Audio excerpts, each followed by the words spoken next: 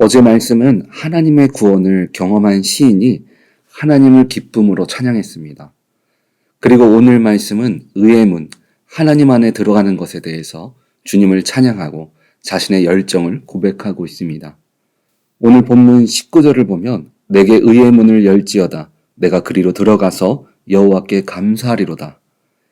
이전에 주님을 알기 전에 우리들의 모습은 누군가 주님에 대해서 알 수 있도록 수동적인 신앙으로 시작했습니다. 출애굽하는 이스라엘 백성들에게도 그들의 부르짖음을 들으시고 모세를 통해서 먼저 구원의 손길을 뻗은 것과 같은 모습을 말합니다. 그런데 오늘 시편 기자는 어떻습니까? 이미 주님을 경험하고 또 고난 중에 힘을 주시며 인도하시는 하나님을 경험하고 나니까 그의 마음이 변한 것입니다. 이전에는 누군가를 통해서 주님을 깨닫고 알았지만 현재는 내가 먼저 주님 곁으로 주님이 임재하는 곳을 향해 가고 있는 것입니다. 신앙은 첫사랑을 누리고 이제 사랑을 받았으니까 주님이 알아서 나를 더 사랑해 주실 것을 기다리는 것이 아닙니다. 날 향한 하나님의 사랑을 깨달은 후에는 이제는 우리들이 주님께 가까이 가는 모습을 가져야 합니다.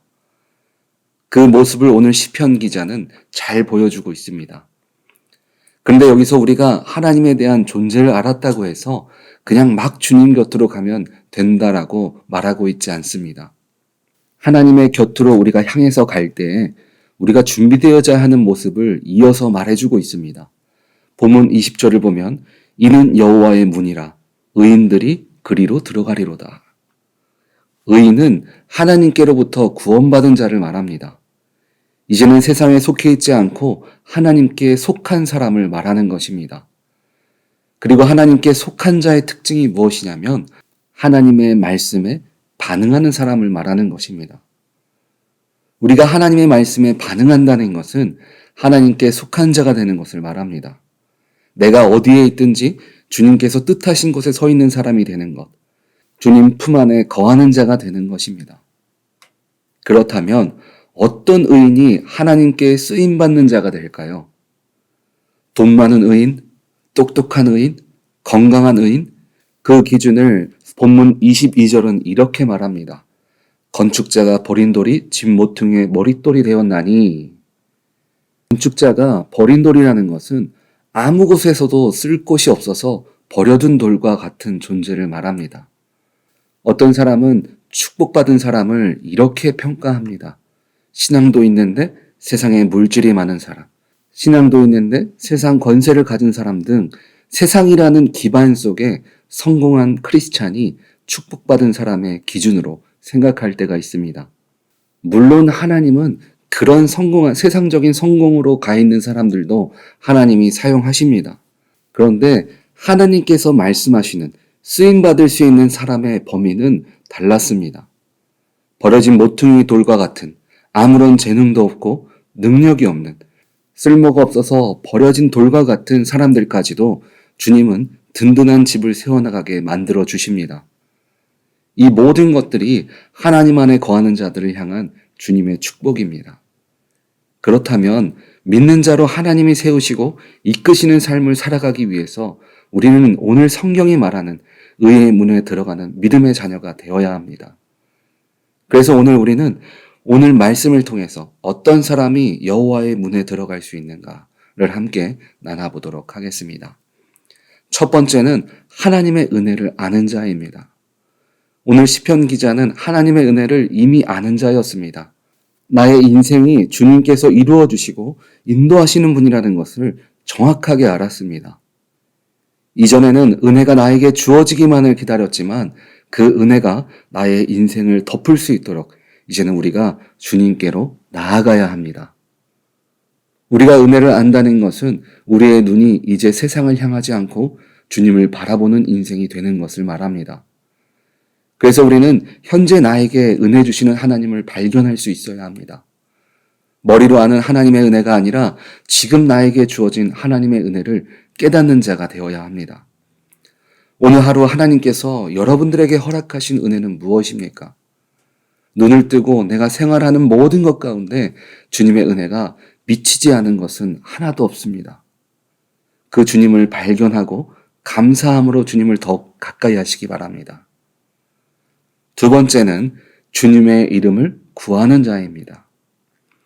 지금 내게 주신 은혜를 깨닫지 못했다면 주님의 이름으로 구하시기 바랍니다. 하나님의 은혜를 알지 못했던 이스라엘 백성들이 하나님의 은혜를 어떻게 입은 자가 되었습니까? 모세에게 하나님은 이렇게 말씀해 주셨습니다. 내가 그들의 부르짖음을 들었도다. 또 요한복음 14장 13절에서 14절까지 보니까 주님의 이름으로 구할 때 어떤 일들이 나타나는지에 대해서 말해주고 있습니다. 말씀을 보면 너희가 내 이름으로 무엇을 구하든지 내가 행하리니 이는 아버지로 하여금 아들로 말미암아 영광을 받으시게 하려 함이라. 내 이름으로 무엇이든지 내게 구하면 내가 행하리라. 주님의 이름으로 구하는 것에는 주님이 행해 주십니다. 의의 문에 들어가는 믿는 자의 모습은 주님의 이름으로 무엇이든지 구하고 그 뜻이 주님을 통해서 이루어지는 자를 말합니다. 여러분들의 문제와 믿음, 모든 것들을 주님께 구하시기 바랍니다.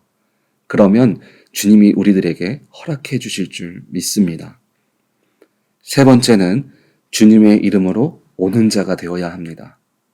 본문 26절에서 말하는 여호와의 이름으로 오는 자라는 표현은 메시아 되신 예수님이 이 땅에 오시는 분이라는 것을 말할 때 주님의 이름으로 오시느니라는 표현과 같습니다. 여호와의 이름으로 오시는 자는 궁극적으로 하나님을 나타내는 것을 말합니다. 나의 나됨을 위한 삶이 아니라 우리의 모습을 통해서 하나님의 영광이 나타나는 자가 하나님 안에 거하는 자가 되는 것입니다.